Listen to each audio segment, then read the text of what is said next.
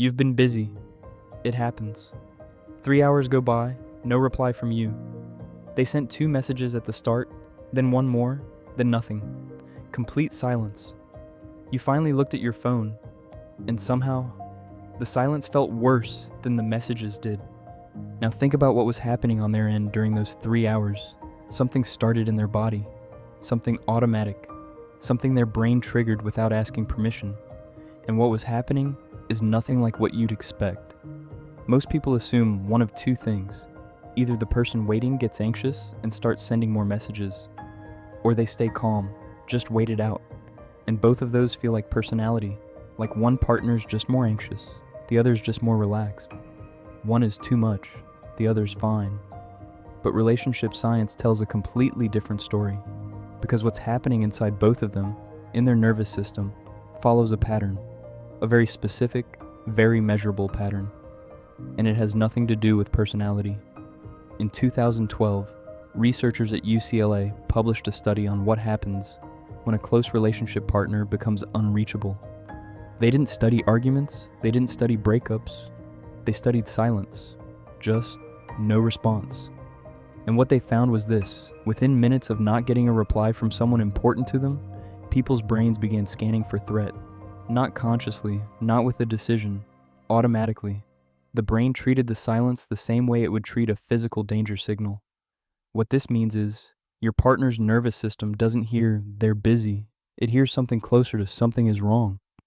Now here's the part that most people get completely backwards. The response didn't look the same in everyone. In some people it fired a P. More messages, more checking the phone, more attempts to reach out. In others, it went the opposite direction. They shut down, went quiet, stopped reaching out completely. Two completely different behaviors, but the researchers found they came from the exact same place. A nervous system that felt unsafe. The person who sends 10 messages and the person who sends 0 are both doing the same thing. They're both trying to feel safe again. Here's where it gets really interesting. In 2019, a team at University College London measured cortisol levels in people during periods of social disconnection. Cortisol is your stress hormone. Your body releases it when it feels threatened. And what they found was striking. People who were waiting, with no response from a close partner, showed cortisol spikes nearly as high as people who were told they had failed a public exam. Their bodies were reacting to the silence like a real emergency. But here's the detail that almost nobody talks about. The researchers also measured this in people who chose to go quiet, the ones who stopped responding first. And their cortisol levels also elevated, significantly. Going silent didn't look like calm. It looked calm from the outside. But internally, their body was under the exact same level of stress as the person waiting for a reply. What this means is, silence in a relationship isn't neutral for either person. Both nervous systems are activated. Both bodies are flooded. The silence you both feel? It's not in your head. It's measurable. It's real. Here's a question almost nobody stops to ask. Why does silence from someone close feel so threatening in the first place? The answer goes back a very long time. For most of human history, being separated from your group meant real danger. You were alone, exposed, vulnerable. The brain evolved to treat disconnection from trusted people as a warning signal, because for thousands of years, it was. Wait, what? Moment before the big science reveal. And here's the part that stops people cold. Researchers who study this found that the brain areas that process social disconnection are the same areas that process physical pain. Not similar areas, the same ones. In 2003, psychologist Naomi Eisenberger at UCLA ran a study using brain scans. She had people play a simple online game. Then, without warning, the other players stopped including them, just left them out. The brain scan showed the same region lighting up as when someone stubs their toe or burns their hand. Your partner doesn't choose to feel hurt when you go quiet. Their brain registers it like something that physically hurts.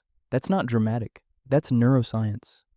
Now here's the part that seems like a contradiction, and I want you to stay with me here. Studies on couples who communicate more, who reply faster, check in more often, show higher anxiety in some cases. Not lower, higher.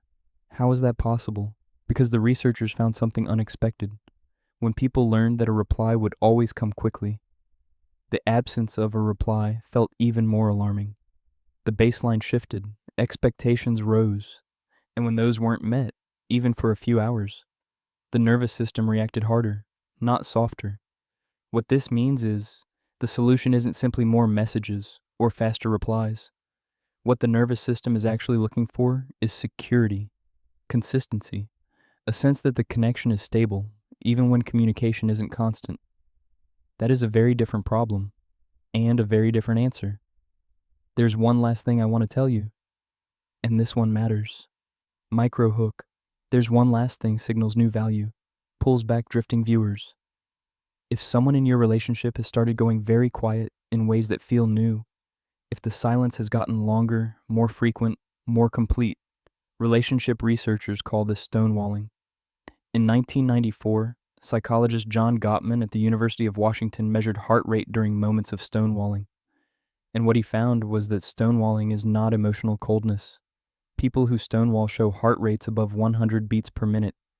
Their bodies are flooded. Going silent is not a sign of not caring. It's a sign of a nervous system that has hit its limit.